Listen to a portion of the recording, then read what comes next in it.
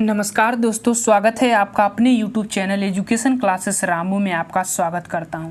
दोस्तों, आज की वीडियो हमारा बिहार जो जीके से रिलेटेड आपको टॉपिक में डिटेल में पढ़ाने का जो प्रयास कर रहा था, उसका आज हमने पहला वीडियो लेकर आ गए हैं और ये बहुत महत्वपूर्ण है। अगर आप बिहार शिक्षक भर्ती की तैयारी करते होंगे तो उसमें बिहार जीके यानी बिहार की भौगोलिक स्थिति के बारे में ज़्यादातर क्वेश्चन बनने के चांसेस रहेंगे, क्योंकि स्टेट का पेपर है तो स्टेट से रिलेटेड क्वेश्चन तो ज़्यादा ही पूछे जाएंगे। तो उसी से रिलेटेड आज हम बिहार के पाठ्यक्रम से रिलेटेड बात करेंगे, उसके साथ पहला टॉपिक भी आज के ही वीडियो में हम कवर कर लेंगे। तो पहले पाठ्यक्रम देख लेते हैं कि क्या क्या हम बिहार से रिलेटेड बात कर सकते हैं। जैसे हम बिहार का परिचय पहले देखेंगे। इसमें हम बिहार की भौगोलिक स्थिति, बिहार का जिलों से रिलेटेड कि कौन सा जिला किधर है और बाकी चीज़ें कौन सा जिला किस क्षेत्र में है, और उसके अनुसार हम मैप से भी उसको आपको समझाने की कोशिश करूंगा। पूरी डिटेल में अपनी तरफ से जितनी भी जानकारी होगी वो सभी आपको इस वीडियो में देखने को मिलेगा, तो वीडियो को अंत तक बने रहिएगा। दूसरी है बिहार की नदियां पर बात करेंगे। बिहार की नदियां जो है जो काफ़ी महत्वपूर्ण है उसकी बात किया जाएगा। नोट्स भी बनाइएगा क्योंकि ये चीज़ बहुत महत्वपूर्ण है। ऐसा कोई वीडियो आपको यूट्यूब पर नहीं मिलेगा जो बिहार से रिलेटेड ऐसे आपको वीडियो प्रोवाइड कराएगा। तीसरी हम मिट्टी के रिलेटेड बात करेंगे। बिहार की स्पेशली मिट्टी बात करेंगे कि कितने क्षेत्र में मिट्टियों को बांटा गया है, कौन से क्षेत्र में कौन सी फसल काफ़ी उपयुक्त है, कौन से क्षेत्र में चट्टानें होती है, कौन से क्षेत्र में कौन सा खनिज पदार्थ पाया जाता है, वो सभी हम इस तीसरे टॉपिक में बात करेंगे। चौथे टॉपिक में हम बात करेंगे बिहार के पर्वत। स्पेशली कुछ पर्वत है नहीं लेकिन हैं, जैसे कि पठारी क्षेत्र में कुछ पर्वत नीचे के पड़ जाते हैं, कुछ पर्वतीय क्षेत्र उत्तर पड़ जाते हैं, तो उनके बारे में हम डिटेल में कोशिश करेंगे कि बात किया जाएगा बिहार में। और उसके बाद पांचवा हमारा टॉपिक होगा बिहार में वन्य जीव अभयारण्य। इसमें हम स्पेशली 12 जो वन्य जीव अभयारण्य है और एक राष्ट्रीय उद्यान है उसके बारे में भी बात किया जाएगा। साथ ही साथ उसमें कौन से जिले में ये कौन से अभयारण्य स्थित है उसकी भी चर्चा हम उस वीडियो में करेंगे। तो बहुत महत्वपूर्ण है, पूछा जाने वाला क्वेश्चन यहाँ से है। उसके बाद बिहार में प्रमुख झीलें जो हैं उसके बारे में भी बात किया जाएगा। और लास्ट में हम बात करेंगे बिहार के उत्खनन के बारे में। तो ये 7 टॉपिक हैं और हो सकता है कि 1-2 टॉपिक बढ़ भी सकता है लास्ट में, लेकिन 7वां हमारा टॉपिक होगा बिहार के उत्खनन। उत्खनन से रिलेटेड अगर हम बात करें तो कौन सा, जैसे सोना कहाँ सबसे फेमस है, जमुई में।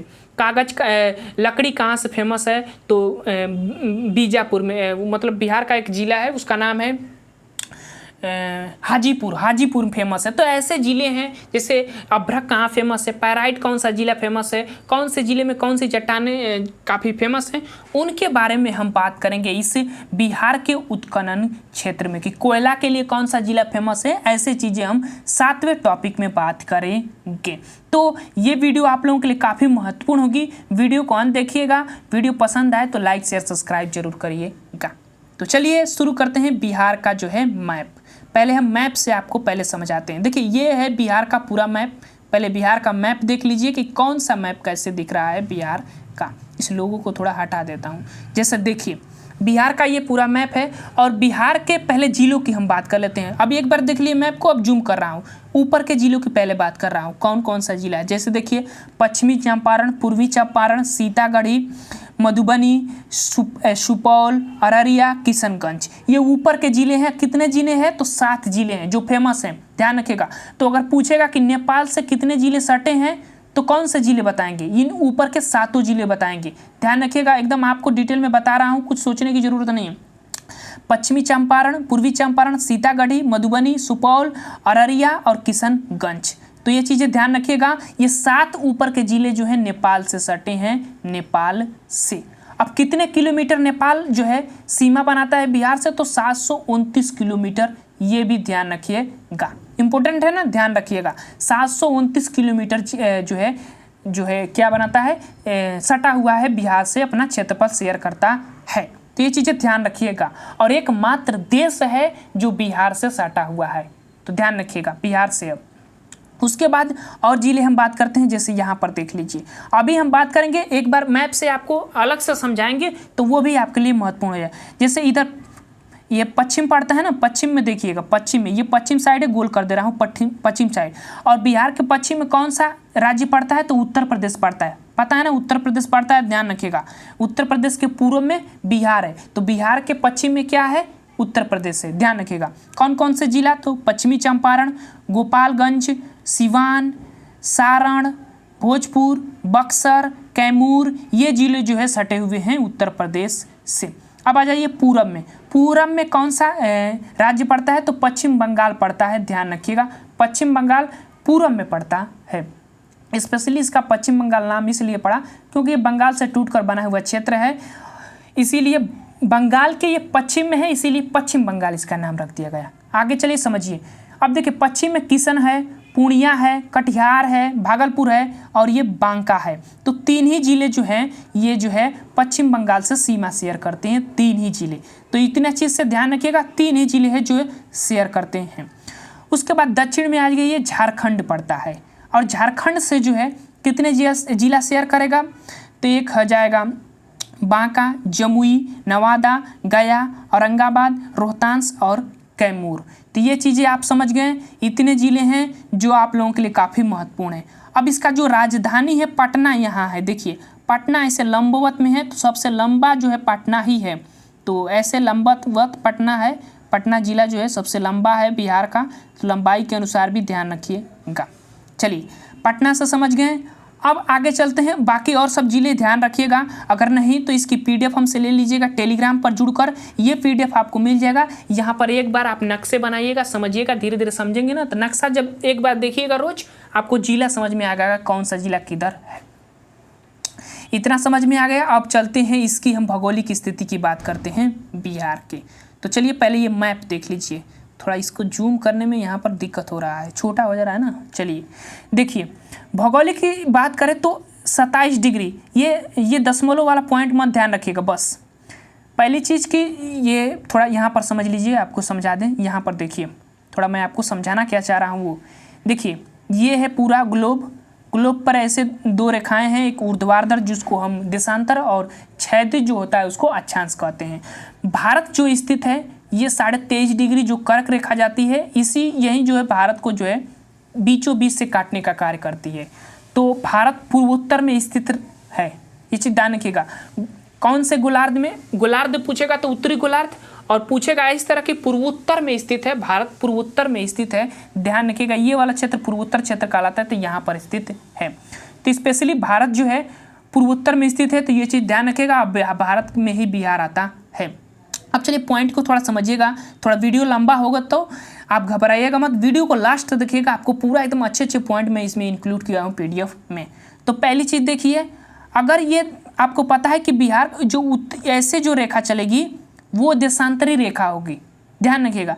ऐसे जो रेखा चलेगी और ऐसे जो रेखा चलेगी वो अक्षांशीय रेखा होगी ग्लोब पर, तो वहीं उसमें से कुछ रेखाएं होंगी, जैसे कुछ देशांतरी रेखाएं होंगी, कुछ अक्षांशीय रेखाएं होंगी, वहीं बिहार को काटने का कार्य करेगी, बांटने का कार्य करेगी। तो चलिए वहीं हम बता रहे हैं। देखिए यहाँ पर पहली चीज देशांतरी विस्तार की अगर हम बात करें तो यहाँ से देखिए, ये है देशांतरी विस्तार 83 डिग्री से लेकर, ध्यान रखिएगा 83 डिग्री से लेकर, और ये है 88 डिग्री। 88 डिग्री जो है उत्तरी देशांतरी जो रेखा है उसके बीच में पड़ता है बिहार राज्य। तो ये पॉइंट ध्यान रखिएगा, 83 से लेकर 88 तक, इसके बीच में कितनी देशांतरी रेखा हो जाएंगी, तो 5, क्योंकि 83 में 5 जोड़ेंगे तो कितना होगा, 88 ना होगा, तो 5 जो है देशांतरी रेखा जो है बिहार से जाती है। और देशांतर रेखा आपको पता है कि उसको ऊर्ध्वाधर ही काटेगी, ऐसे ही काटेगी, ऐसे 5 रेखाएं जो है बिहार से होकर जाएगी। ध्यान रखिएगा 5 रेखा बना दिया, 83, बस 83 ध्यान रखेंगे तो आपको समझ आएगा, 0 पॉइंट आपको ध्यान नहीं रखने की ज़रूरत है। तो ये चीज़ें ध्यान रखिएगा। थोड़ा ऊपर समझा देते हैं, यहाँ देखिए साफ साफ दिख रहा है ना, 83 यहाँ पर है और ये 88 है, ये देशांतरी विस्तार है। तो 5 डिग्री इनके बीच का अंतर है, ध्यान रखिएगा, देशांतरी विस्तार के बीच में 5 डिग्री का अंतर है। अब अक्षांशीय विस्तार पर चलते हैं। अक्षांशीय विस्तार की बात करें तो ये हो जाता है 24 डिग्री से लेकर, देखिए 24 डिग्री अक्षांशीय विस्तार से लेकर, और ये हो जाता है कौन सा, 27 डिग्री।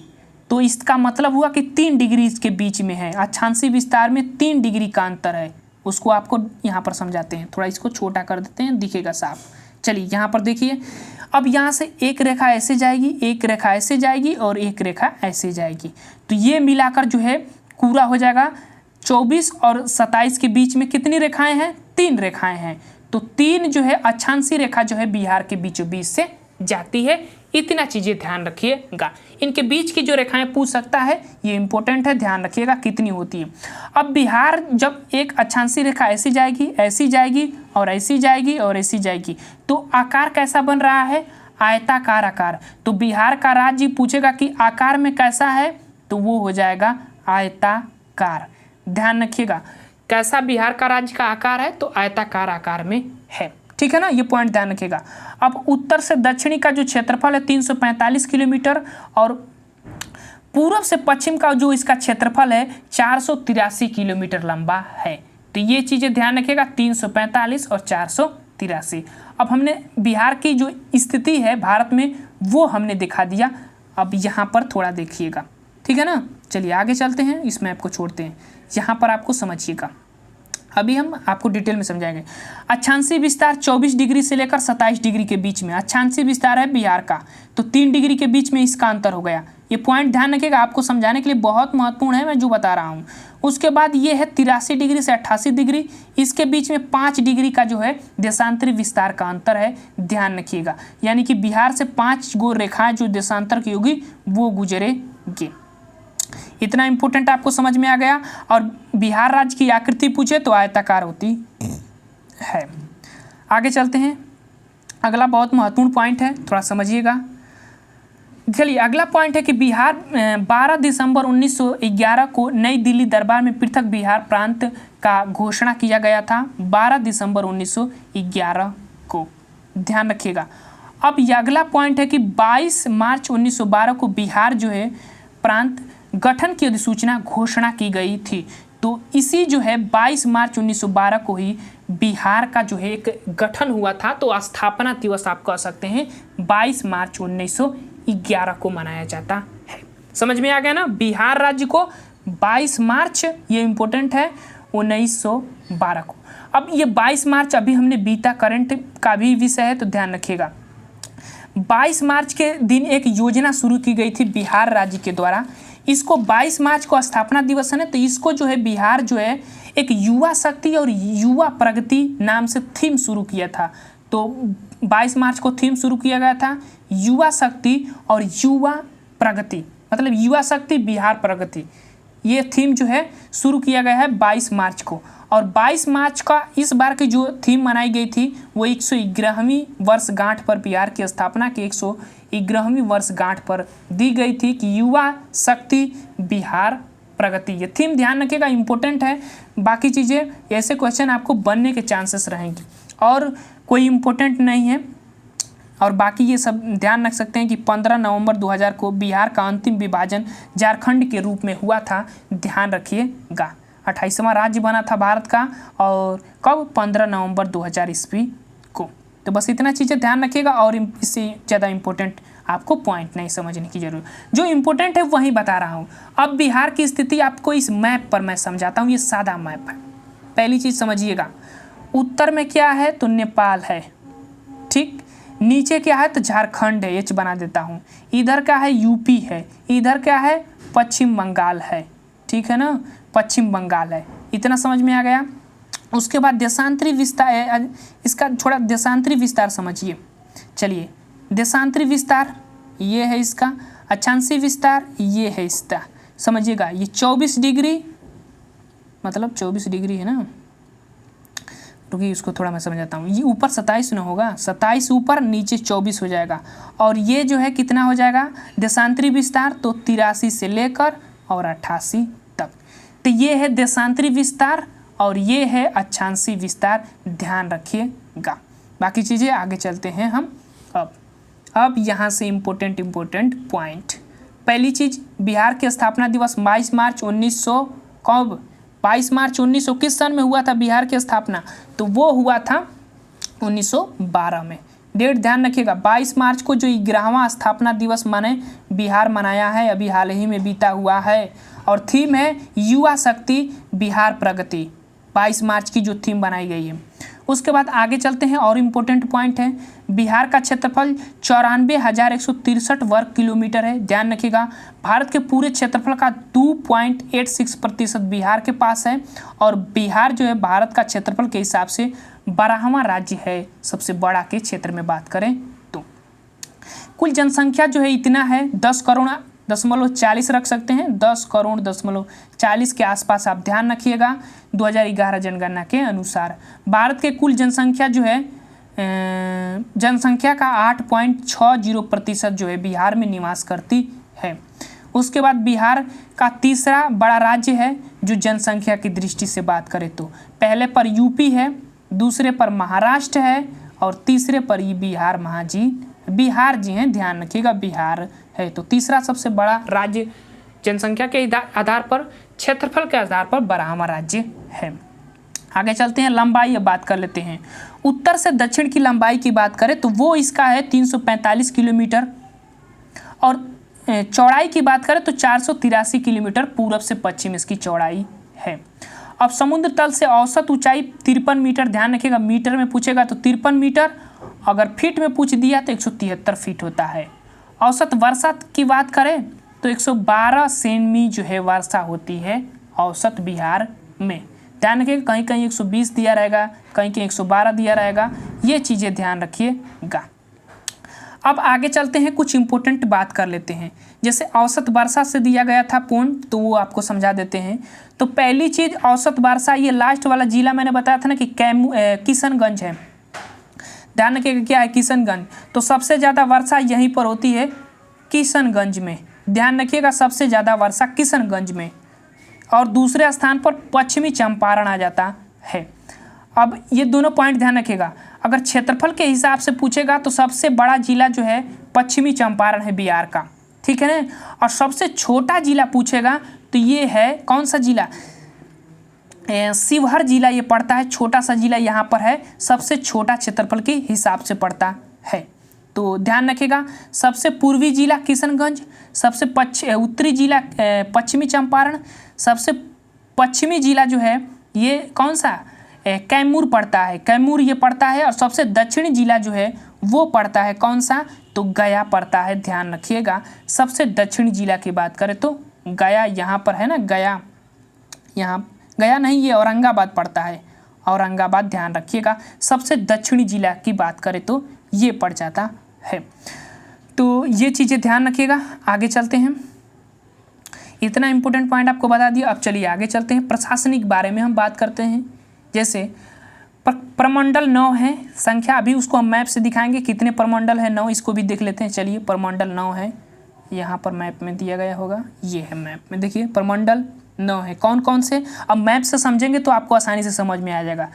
देखिए, पश्चिमी चंपारण में, पूर्वी चंपारण में है, अभी हमने बताया कि पश्चिमी चंपारण ये सबसे बड़ा जिला है क्षेत्रफल के हिसाब से, तो ये भी ध्यान रखिएगा। और शिवहर ये छोटा सा जिला, इसके बीच में देखिए छोटा सा जिला है, ध्यान रखिएगा, सबसे छोटा है क्षेत्रफल के हिसाब से। तो देखिए यहाँ पर देखिए, ये 1 है, ऊपर में 4 हैं और नीचे में 5 होंगे, जो प्रमंडल की संख्या 9 मैंने आपको बताया उसमें से। तो एक दरभंगा में है, दरभंगा जो कि मधुबनी में पड़ता है, एक कोसी में पड़ता है जो सुपौल में पड़ता है, और एक जो है पूर्णिया जो है पड़ता है कहाँ पर, किशनगंज में पड़ता है। पूर्णिया स्थान एक पूर्णिया जिला भी है, तो ध्यान रखिएगा। दक्षिण में देख लेते हैं, तो दक्षिण में भी है, मगध में एक है, गया के मगध में पड़ता है, मुंगेर में जमुई के पड़ता है, भागलपुर में पड़ता है। एक चीज़ ध्यान रखिएगा, यहाँ पर पड़ता है बांका के भागलपुर में। यहाँ पर देख लीजिए, एक पश्चिम में पटना है और सारण में पड़ता है। ये चीज़ें ध्यान रखिएगा, प्रमंडलों की संख्या। तो चलिए, प्रमंडल हो गए। अब चलते हैं यहाँ पर 38 जिले हैं, ध्यान रखिएगा। 38वां जिला जो अलवर बना है, ध्यान रखिएगा। अलवर छोटा सा जिला है, दिखा देता हूँ मैप में कहाँ पर अलवर है, फिर कहेंगे कि मैप में नहीं दिखाते हैं। चलिए, अलवर यहाँ पर, ये देखिए छोटा सा जिला है अलवर, लेकिन क्षेत्रफल के हिसाब से ये सबसे छोटा जिला नहीं है। अलवर ना दिया था जी, यही है अलवर यही है। चलिए ध्यान रखिएगा, अलवर यही है, ठीक है ना। अरवल मैं अरवल पढ़ रहा था, अरवल ही है। चलिए आगे चलते हैं। अनुमंडल 101 हैं, ध्यान रखिएगा। प्रखंड अंचल जो है 534 है। उसके बाद पंचायतों की संख्या ये ज़्यादातर नहीं पूछ सकता है, ये ज़्यादा डीपली हो जाता है, 8067 है। और नगर निगम की बात करें तो 19, और अंतिम जो 19वां नगर निगम वो सहरसा बना था, तो ध्यान रखिएगा। नगर परिषद की बात करें 88, नगर पंचायत की बात करें तो 154, आप ध्यान रख सकते हैं। आगे चलते हैं कुछ और इम्पोर्टेंट पॉइंट जहां पर ये मैं आपको बताया था। नेपाल से सटे जिले 7 हैं, जिसको मैंने आपको बता चुका हूं। पश्चिमी चंपारण, पूर्वी चंपारण, सीतागढ़ी, मधुबनी, सुपौल, अररिया और किशनगंज, 7 जिले जो है नेपाल से साझा करते हैं। दक्षिण में झारखंड से बात करें तो 8 जिले साझा करते हैं, रोहतास, औरंगाबाद, गया, नवादा, जमुई, बांका, भागलपुर, कटिहार। आगे चलते हैं पूरब में पश्चिम बंगाल पड़ता है, इससे 3 जिले चढ़ते हैं, किशनगंज, पूर्णिया और कटिहार। कटिहार जो है 2 राज्यों से साझा करता है, कटिहार यहाँ भी है, एक कटिहार यहाँ भी है, तो ये चीज़ें ध्यान रखिएगा। आगे चलते हैं, और उत्तर प्रदेश से 8 जो है जिले साझा करते हैं सीमा, रोहतास, कैमूर, बक्सर, भोजपुर, सारण, सिवान, गोपालगंज, पश्चिमी चंपारण। तो ये चीज़ें ध्यान रखिएगा, जिले कौन से साझा करते हैं। चलिए यहाँ पर दिखा देता हूँ मैप से, एक बार आपको समझ में आ जाएगा। जैसे देखिए यहाँ पर पश्चिमी चंपारण ये उत्तर प्रदेश से भी साझा करेगा, नेपाल से भी। पूर्वी चंपारण ये उत्तर से नेपाल से, सीतागढ़ी, मधुबनी, सुपौल, अररिया, किशनगंज नेपाल से जो है ये सीमा साझा करेंगे। इधर आ जाइए पश्चिम बंगाल से कौन कौन से, तो किशनगंज, पूर्णिया, कटिहार इधर झारखंड से भी साझा करेगा, ध्यान रखिएगा। झारखंड से देख लेते हैं, कटिहार, भागलपुर, बांका, जमुई, नवादा, गया, औरंगाबाद, और एक है रोहतास, और ये है कैमूर। तो ये चीज़ें ध्यान रखिएगा। अब हम उत्तर प्रदेश से देख लेते हैं। उत्तर प्रदेश से ये देखिए, ये रोहतास भी यहाँ से छोटा सा क्षेत्र है, साझा करता है। कैमूर यहाँ साझा करता है, ये उत्तर प्रदेश से, तो रोहतास को भी ध्यान रखिएगा, उत्तर प्रदेश से सीमा साझा करता है। नीचे आ जाते हैं, बक्सर, सारण, सिवान, गोपालगंज, पश्चिमी चंपारण जो है ये उत्तर प्रदेश से सीमा साझा करने वाले जिले हैं, ध्यान रखिएगा। अब ये इंपॉर्टेंट पॉइंट है प्रतीक चिन्ह बिहार के। राजकीय चिन्ह बोधि वृक्ष फेमस है, बोधि वृक्ष राजकीय चिन्ह है। प्रथम राजकीय भाषा हिंदी, द्वितीय राजकीय भाषा उर्दू, ध्यान रखिएगा। राजकीय वृक्ष राजकीय चिन्ह था, ये राजकीय वृक्ष पीपल है। राजकीय पुष्प गेंदा का फूल। आगे चलते हैं, राजकीय पशु बैल, 2013 में इसको घोषित किया गया था, इसके पूर्व रिछ हुआ करता था। राजकीय पक्षी गौरैया, 2013 में भी इसको किया गया, इससे पहले फाख्ता हुआ करता था। और राजकीय पक्षी जो है मांगुर है, जो काफ़ी फेमस है, पूछा जाता है, ध्यान रखिएगा। तो ये राजकीय प्रतीक से रिलेटेड कुछ इंपॉर्टेंट पॉइंट थे। अब बिहार के राजकीय गीत से रिलेटेड इंपॉर्टेंट बात करते हैं। जैसे पहला इसका राष्ट्रीय गीत है बिहार का, मेरे भारत के कंठहार तुझको सत सत वंदन बिहार।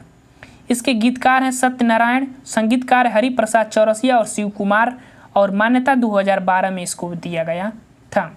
और बिहार का राष्ट्रीय गीत क्या है, प्रार्थना गीत है, मेरी रफ्तार पर सूरज की किरण नाज करे। ये जो है राष्ट्रीय प्रार्थना गीत है। तो ये थे बिहार से इम्पोर्टेंट पॉइंट जो कि मैंने आपको इस वीडियो में करा दिया। बिहार का परिचय हो गया, जितने भी इम्पोर्टेंट पॉइंट थे वो कवर हो गए बिहार से रिलेटेड। बाकी चीज़ें बिहार का जीके से रिलेटेड दूसरी वीडियो ज़रूर देखिएगा। पसंद आए तो लाइक शेयर सब्सक्राइब जरूर करिएगा। Thank you.